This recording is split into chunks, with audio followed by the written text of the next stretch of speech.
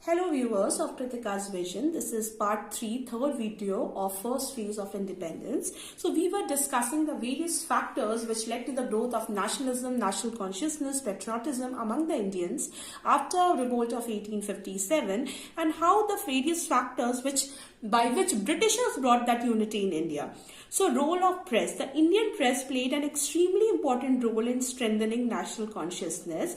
The newspaper of the period highlighted anti-Indian policies of British government and asked the people to unite and work for the common cause. Both English and vernacular press became a medium to mobilize different public opinion, create unity, make people aware what the other fellow Indians were facing. So the government tried, however, when government started feeling that this media, which they have only introduced, and this vernacular press, which if they will not put a hold on it, restriction on it, then it will hamper their system of administration. So the government tried to curb the growing feeling of nationalism and patriotism by banning newspapers and books. Now these attempts, however, failed. The works of scholars and writers like Bankim Chand Chatterjee, Rabindranath Tagore, Subramanya Bharati, Bhartendu Harishchandra and others were also important in arousing national consciousness. So it wasn't only newspaper, it was the literary work of all the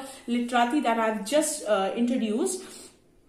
They also acted as a unifying factor. Their nationalist literature in the form of fiction, essay, patriotic poetry injected self-confidence amongst the masses. Now to discuss the immediate factor. Now the discontentment, it was simmering. That means there were many years since we were gawning, we were under pain and suffering of those you can say injustices of Britishers. Then the Britishers unified us. But what about immediately what happened, which kick-started this particular idea that we should have a national political party? So at that time, Lord Lytton became our viceroy and he brought more discontentment against the British rule. He removed import duties on British goods, which ruined the textile industry of India. He made India pay for war against Afghanistan.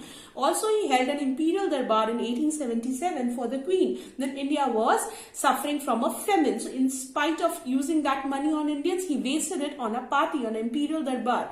Then he introduced the Vernacular Press Act of 1878, where restrictions of vernacular newspaper, the Arms Act of 1878 forbade Indians from possessing arms. Both these acts evoked sharp reactions from all sections of the society. Also, we need to deal with the other reasons also, which we'll do in the next video. So kindly stay tuned to Kritika's Vision. Thank you for subscribing.